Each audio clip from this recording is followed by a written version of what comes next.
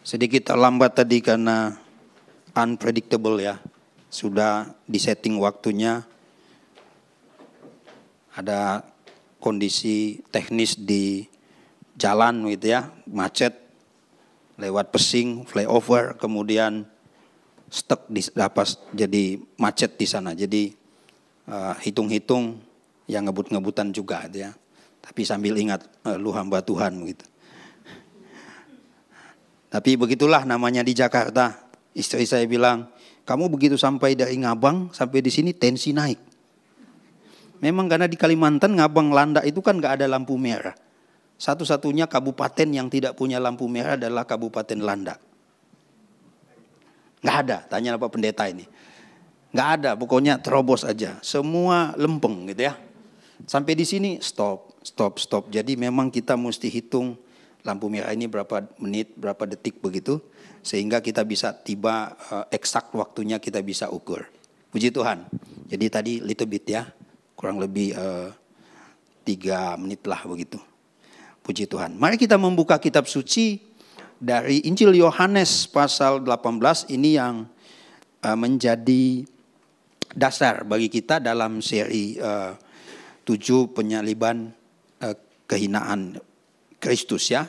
Dan hari ini kita akan melihat seri kedua, yaitu kita akan mendasari pewartaan firman pagi ini mulai dari ayat 19, Injil Yohanes 18 ayat 19 sampai dengan ayat yang ke-24. Jadi kita akan membaca beberapa ayat ini dan saya nanti akan menguraikannya. Saya akan membacakan ayat yang ganjil, ayat 19, nanti jemaat sekalian ayat yang 20, di ayat yang ke-24 bersama-sama ya, kita akan membacanya. Boleh buka Alkitabnya ya, jadi Alkitab dan Alkitab dua-duanya. Maka mulailah imam besar menanyai Yesus tentang murid-muridnya dan tentang ajarannya.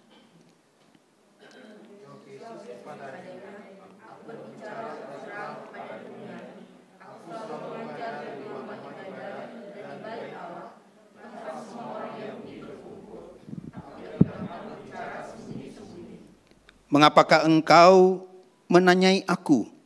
Tanyailah mereka yang telah mendengar apa yang kukatakan kepada mereka. Sungguh, mereka tahu apa yang telah kukatakan.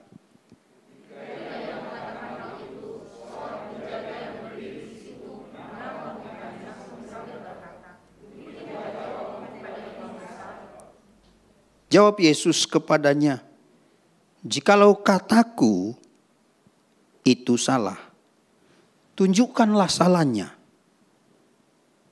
Tetapi jikalau kataku itu benar, mengapakah engkau menampar aku bersama-sama?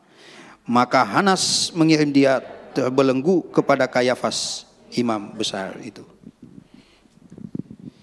Saudara-saudara, dua bagian yang kita atau sudah dengar. Pertama yang minggu lalu tentang Yesus ditangkap. Kali ini kita akan bicara tentang Yesus ditampar. 7 kehinaan dalam penyaliban Kristus yang seri kedua ini kita akan dasari tentu tidak bisa dilepaskan sepenuhnya dari perjanjian lama. Karena perjanjian lama juga memberikan satu nubuatan tentang apa yang mesti dan apa yang harus terjadi, apa yang harus digenapi oleh Yesus di dalam masa-masa di mana dia menjalani atau menuju kepada Yerusalem, kepada penyaliban di Golgota.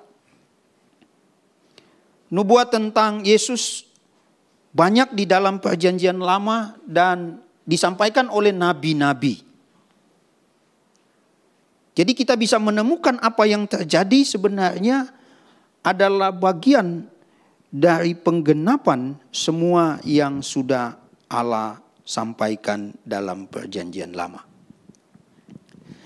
Meskipun begitu, kita melihat bahwa di dalam pasal yang ke-18 ini, kalau kita membaca pasal yang ke-18, Injil Yohanes kita sedang melihat bahwa peristiwa yang terjadi itu kurang lebih 24 jam.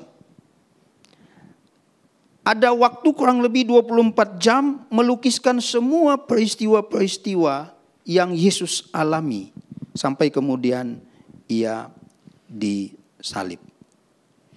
Itu adalah masa-masa yang sangat krusial. Masa-masa yang sangat menyakitkan.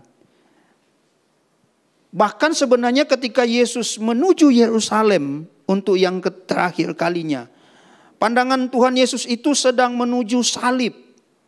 Bayang-bayang tentang kematian itu begitu terlukis dengan jelas.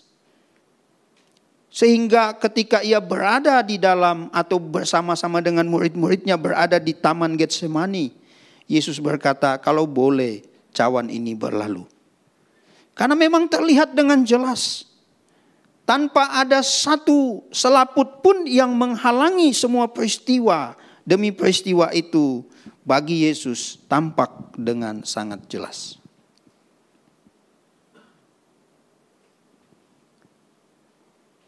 Saudara, Yesus yang menuju Yerusalem adalah Yesus yang sama yang datang kepada milik kepunyaannya. Yesus yang sama yang lahir dan datang kepada milik kepunyaannya. Tetapi milik kepunyaannya itu menolak. Milik kepunyaannya tidak menerima. Milik kepunyaannya berkata tidak pada kedatangan Sang Juru Selamat. Dia adalah firman Allah yang menjadi manusia, yang datang menyapa umatnya, datang menyapa milik kepunyaannya. Tetapi milik kepunyaannya memunggungi, membelakangi, dan menolak Yesus. Yesus yang turun dari tempat yang maha mulia, menuju kepada tempat di mana sangat hina. Bahkan ia sedang menuju kepada Golgota, tempat di mana dilukiskan oleh Paulus di dalam Filipi pasal 2. Ia bukan hanya mengambil rupa menjadi manusia, tetapi ia juga mengambil rupa hamba. Tapi bukan sampai di situ saja. Ia bahkan sampai mati. Tempat yang paling mulia itu ditinggalkannya untuk menuju kepada tempat yang paling hina.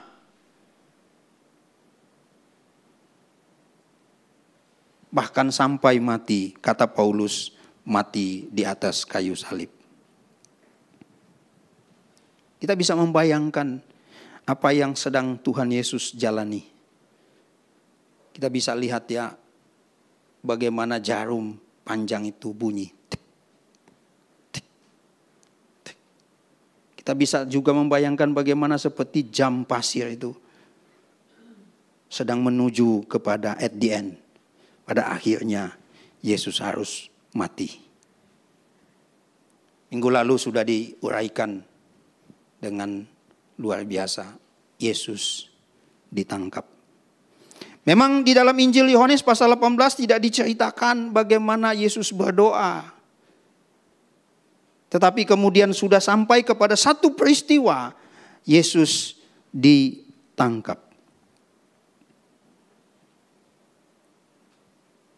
Mari kita melihat, seringkali opini, seringkali anggapan orang yang ada di sekitar pada waktu itu lebih banyak mengatakan bahwa seseorang ditangkap, apalagi berada di bawah perintah dari Kekaisaran Romawi dan juga dari perintah para imam-imam kepala, imam besar.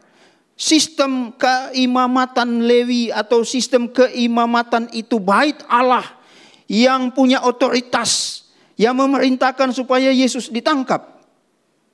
Ada legitimasi di sana bahwa ditangkap itu karena bersalah. Sehingga opini demi opini terbentuk. Yesus salah dan Yesus harus ditangkap. Tapi berkali-kali kalau kita membaca Injil Yohanes pasal 18 atau Injil Sinoptik. Nah ini orang di sekolah teologi bilang begitu ya. Kalau mau sekolah teologi ke Kalimantan Barat, ya ke Ngabang. Injil Sinoptik itu Injil Matius, Markus, Lukas. Kenapa disebut sinoptik? Berbeda-beda tapi punya cara pandang berbeda, tapi punya satu potret tujuan yang sama. Di dalam Injil Matius, Markus, Lukas, bahkan Yohanes dikatakan bahwa Yesus tidak bersalah. Tuhan Yesus sendiri yang mengatakan tadi kita baca, aku tidak bersalah. Yang kukatakan benar. Tapi kalau kita membaca lagi mundur ke belakang, bagaimana Yesus berada di dalam satu rekayasa besar, grand design dari imam-imam kepala, pemimpin-pemimpin agama. Saudara, yang sangat mengerikan sebenarnya adalah kalau agama itu campur tangan. Ini mengerikan. Kalau sistem keagamaan sudah campur tangan, sistem keagamaan yang tadinya mesti terpisah, tapi kalau sudah campur tangan, jubah seorang imam tidak lagi bisa dianggap sebagai orang yang bisa berdiri di tengah-tengah dan berkata dengan wise, dengan bijak, dengan hikmat Allah, dia tidak bersalah. Tapi apa yang terjadi pada Tuhan Yesus, imam besar, kemudian dialah yang mengatakan lebih baik satu orang mati demi seluruh bangsa. Mereka mencari kesalahan, tidak menemukan. Sebenarnya kalau kita membaca di dalam Injil, di dalam kitab suci, kita bisa lihat bahwa bahkan, ini udah mau habis ya. Ini ada bunyi waktu soalnya nih. Pengkhotbah begitu agak sensitif kalau pengkhotbah ya.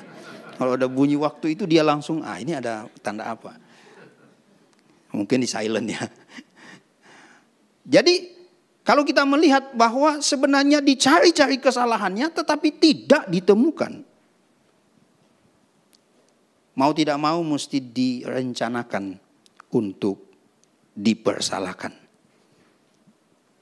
Saudara-saudara, kita melihat bagaimana potret yang hina dari Yesus tidak berhenti pada saat Yesus ditangkap.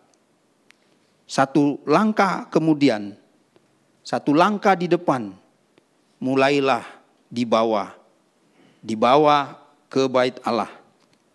Disidang Allah bait Allah. Disidang dengan mengikuti model yang didesain oleh bait Allah. Yang didesain oleh imam-imam. Yang didesain oleh rumah yang katanya adalah rumah Allah. Membawa Yesus ke sana. Mulai dari situ potret kehinaan itu makin terlihat. Ada baiknya kita membaca Injil Matius pasal 26. Injil Markus pasal 14 dan Injil Lukas pasal 23. Kita akan melihat bagaimana kehinaan demi kehinaan dialami oleh Tuhan Yesus. Sampai kemudian kita melihat pada bagian kedua ini, yaitu Yesus ditampar.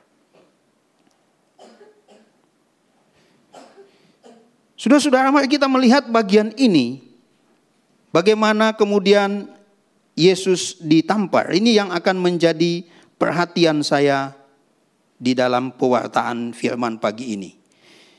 Kalau kita melihat bahwa peristiwa yang menimpa Tuhan Yesus, peristiwa Tuhan Yesus ditampar ini, memicu satu pertanyaan krusial.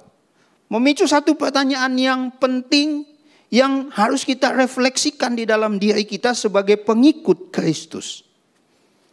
Memicu pertanyaan yang amat sangat penting di dalam hidupmu dan di dalam hidupku.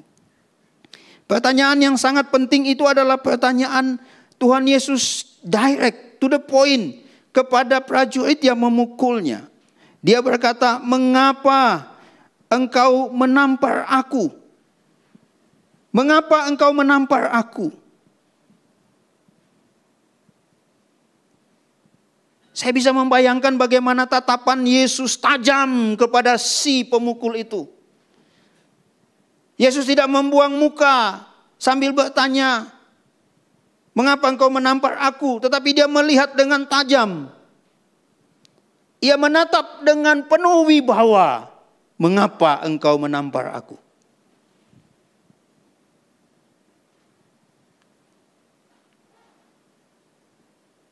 Dengan intens.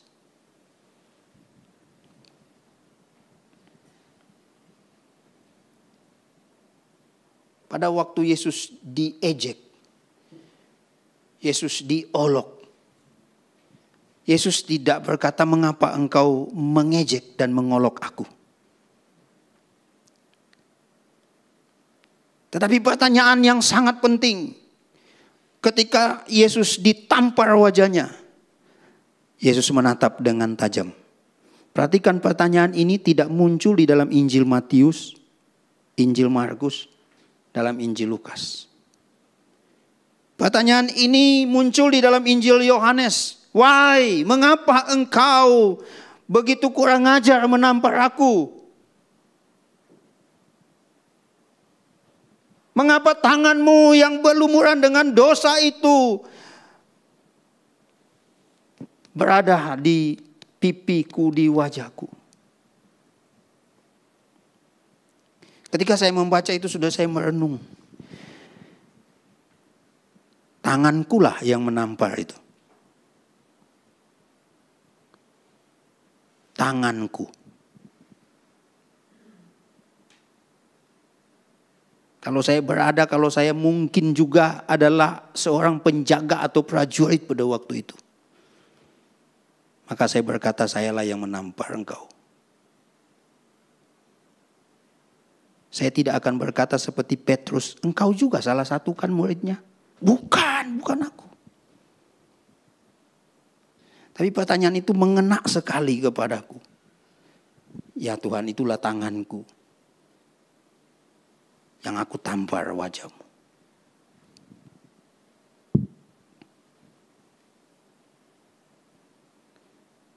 Memang Yesus mengajukan pertanyaan itu, apakah Yesus membutuhkan jawaban? Tidak, saudara. Pertanyaan itu adalah pertanyaan retoris. Pertanyaan yang tidak membutuhkan jawaban. Wong sudah terang-terang Tuhan Yesus katakan dari atas, "Aku duduk tiap hari di bait Allah, mengajar orang Yahudi. Orang Yahudi tahu apa yang kulakukan. Aku tidak berzina, aku tidak mencuri, aku tidak membunuh. Aku mengajar apa yang menjadi kehendak Allah. Aku lakukan apa yang benar." Tidak perlu dijawab. Tapi pertanyaan itu sangat penting. Why? Mengapa engkau menampar aku? Saudara perhatikan, waktu Yesus mengatakan, "Aku tiap hari mengajar." Kemudian si penjaga bait Allah, klap. Saudara tahu, si penjaga bait Allah itu juga mengerti apa isi Taurat. Di dalam Keluaran pasal 22 ayat 28, jangan berkata kasar kepada pemimpinmu. Dikontraskan, tapi kemudian bertemu pada satu poin di mana si penjaga ngerti apa yang dikatakan oleh kitab suci. Lihat Yesus katakan, "Aku tiap hari mengajar. Aku tiap hari beritakan kerajaan Allah. Tapi kenapa engkau menampar?" Si prajurit ini bukan bad guy-nya, high priest. Bukan orang yang berada di sana kemudian sewaktu-waktu bisa maju. Tidak. Dia ngerti juga. Pertanyaan yang perlu kita jawab, saudara. Selain ia diludahi, ia ditinju, ia dipukul. Tapi ketika mukanya ditampar, Pertanyaan itu langsung keluar dari mulut Yesus. Seorang guru besar, profesor dari universitas di negeri Belanda. Ya, saya mencoba mencari rujukannya dari berbagai macam sumber. Karena saya waktu dapat tema ini, Yesus ditangkap, Yesus ditampar. So what gitu loh. Aku bingung. Tapi merenung apa maksudnya. Saya cari buku, banyak buku, cari rujukan. Gak dapat. Apa yang menjadi perhatian gereja reformasi tidak menjadi atensi dari penafsir-penafsir. Kecuali ada satu yang memberikan atensi. Dan itu buku sudah sangat tua. Bukannya aja hati-hati. Nah, saya punya. Jadi buku dalam bahasa Belanda tua pula, arkaik. Mesti baca. Pelan-pelan bukanya. Kemudian benar apa yang menjadi seri kehinaan penyaliban Yesus Kristus.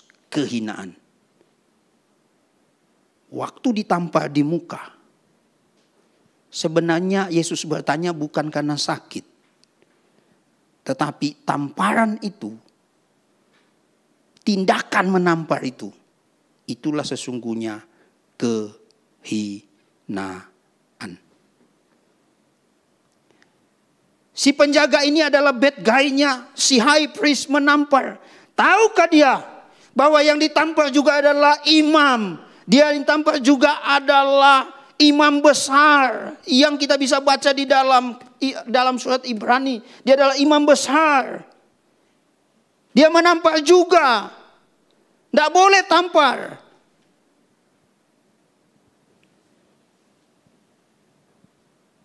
Itu kehinaan. Bukan soal sakit, saudara. Ya, kalau saudara mau ikut olahraganya, olahraga tampar itu kan ada tuh. Janganlah ya. Walaupun demi cuan begitu. Lebih baik jangan. Semua saraf bisa. Lama-lama begini-begini nanti ya. Tapi nggak tahu dikasih apa begitu ya. Tapi bukan itu. Bukan soal sakit. Tapi soal penghinaan yang amat sangat. Karena kita lihat bahwa wibawa menampar itu, ketika Yesus memberikan penjelasan, memberikan jawab, si penjaga berkata, begitukah jawabmu kepada imam besar? Yang dijaga dia adalah wibawa. Wibawa si imam besar. Wibawa keimaman. Wibawa rumah Allah. Wibawa orang yang dianggap punya karisma. Wibawa orang yang dianggap adalah perwakilan Allah. Toh tidak apa-apa kalau ditampar juga.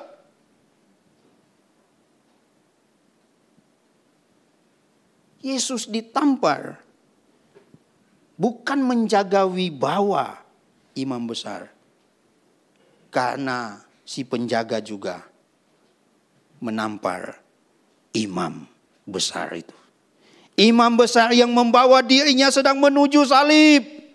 Imam besar yang tidak membawa seekor domba yang tak bercelah untuk dipersembahkan di bait Allah. Tidak. Imam besar yang membawa dirinya. Dia adalah imam besar. Sekaligus dia adalah kurban itu. Itulah imam besar. Yesus yang datang sedang menuju Yerusalem. Sedang menuju penyaliban, adalah imam besar yang sesungguhnya. Mengapa engkau menampar aku? Apakah engkau menjaga wibawa imam? Apakah engkau menjaga wibawa bait Allah ini? Apakah engkau menjaga wibawa dia yang dianggap representasi?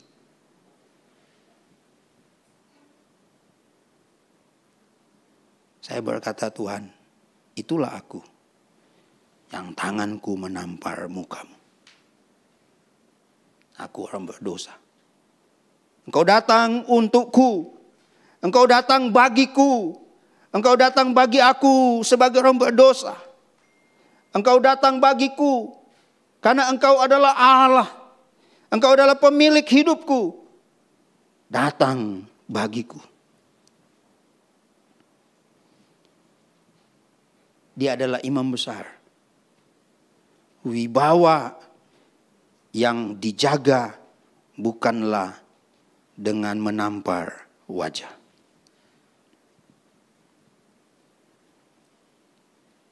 Tapi itu dibukakan. Disingkapkan di dalam sejarah.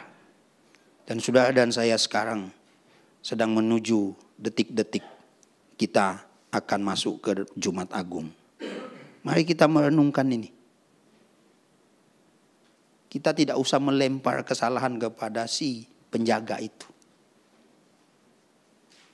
Bagi saya, si penjaga itu adalah mewakili saya sendiri.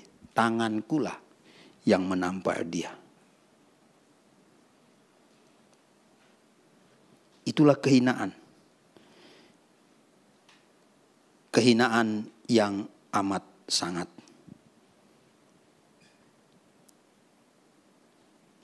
Dia tidak bersalah. Dia tidak berdosa. Sudah tidak mudah untuk memahami. Tangan itu melayang karena dianggap Yesus salah. Tidak mudah untuk bisa menyelami. Karena jalan pikiran kita itu seringkali dikotomis. Boleh tidak, baik jahat.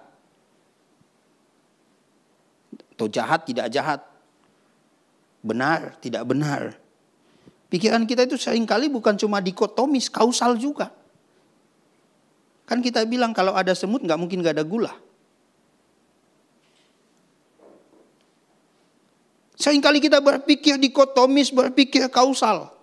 Ada sebab akibat.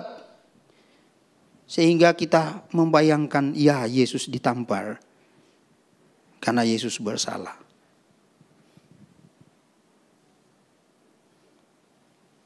Tidak. Yesus Tuhan adalah Allah. Dia tidak berdosa. Dia yang berinkarnasi. Dia tidak berdosa. Dia tidak melakukan dosa sekalipun. Dia tidak melakukan satu kejahatan sekalipun. Dia tidak melakukan satu tindakan yang hina sekalipun.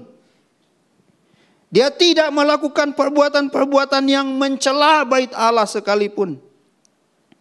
Yang ada dia membersihkan bait Allah dari semua praktik yang tidak benar. Kalau kita berada pada zaman itu dan kita melihat kondisi bait Allah, sangat memprihatinkan. Sudah tahu imam besar Hanas, imam besar Kayafas. Hanas menjadi imam besar dari tahun 6 sampai dengan tahun 15 Masehi. Setelah itu baru Kayafas menjadi imam. Tapi itu juga diangkat oleh prokurator. Prokurator itu representasi pemerintahan Romawi lah di Yehuda. Kayafas.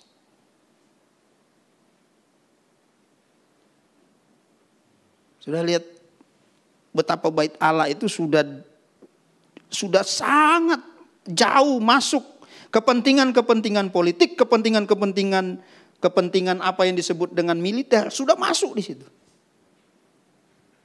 Saya tidak bisa membayangkan kalau gereja reformasi itu masuk kepentingan-kepentingan begitu loh. Atau satu sinode masuk kemudian kepentingan. Ya kita bisa tahu lah ya sekarang bagaimana terjadi itu. Ada isu sinode A, sinode B dan seterusnya yang main politik praktis. Bukan politik moral. Gereja, bait Allah berdiri. Bukan berhadap-hadapan tapi mengkritisi. Tapi lihatlah. Bait Allah pada zaman itu. Kepentingan itu mesti dapat restu. Jadi imam juga mesti dapat restu dari Roma. You bisa kerja sama apa enggak sama gua? Kalau enggak, sorry itu say. Ada calon lain masih ngantri.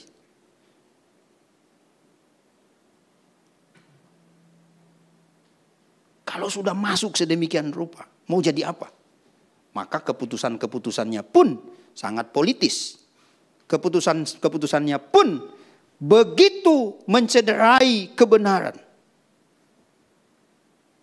Yang tidak bersalah dibuat menjadi bersalah.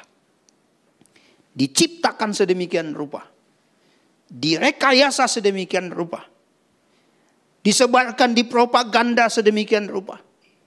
Sehingga itu menjadi bola salju yang menggelinding makin besar menjadi sesuatu kekuatan yang amat besar.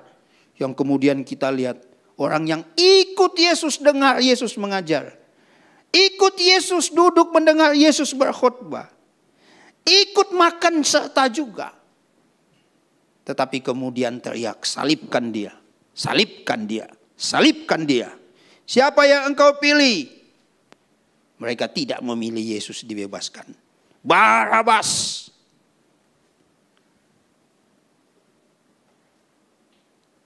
Saudara, kalau kita mau masuk ke dalam cerita itu, kita nggak usah itu zaman dulu. Untung bukan aku di situ. Tidak, saudara. Kalau saudara dan saya ada di sana, saudara juga mungkin ikut salah satu. Saya enggak bilang saya enggak loh ya. Saya pasti akan ngomong saya pasti. Saya akan ikut. I'm sinner. Saya orang berdosa. Ia yang tidak berdosa kemudian dijadikan berdosa.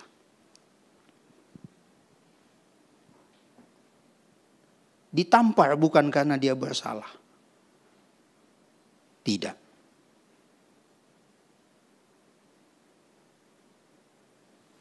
Karena tangan orang berdosa itulah yang harus kita pahami baik-baik di dalam kita merenungkan seri kedua ini. Adalah bagaimana orang berdosa begitu kurang ajar kepada Tuhan. Saya lah orangnya salah satu.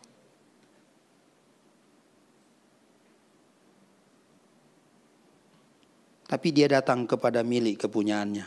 Amin. Dia datang dengan penuh cinta kasih. Penuh wibawa. Dia menyapamu dan menyapaku. Dia memberikan dirinya disalib. Yang terakhir. Saya janji ini terakhir sudah 3 saja bagiannya. Kalau saya bilang terakhir semua akan senang ya. Puji Tuhan. Yang terakhir adalah mengajar kebenaran. Apa hubungannya ditampar dengan wibawa imam besar, dengan ia benar tidak bersalah, lalu mengajar kebenaran? Sudah ini pernah terjadi di dalam pelayanan Rasul Paulus. Dalam pelayanan Rasul Paulus, ketika Rasul Paulus dia memberitakan Injil, kemudian dia berhadapan dengan imam-imam. Imam besar pada waktu itu adalah imam besar Ananias. Ini terjadi ketika Paulus bicara tentang kebenaran. Imam besar itu langsung menampar mulut Paulus. Saya membaca bagian itu kemudian mulai berpikir ketika Paulus bilang bahwa apa yang masih kurang pada Yesus, cambukannya demi cambukan yang menimpa tubuh Yesus.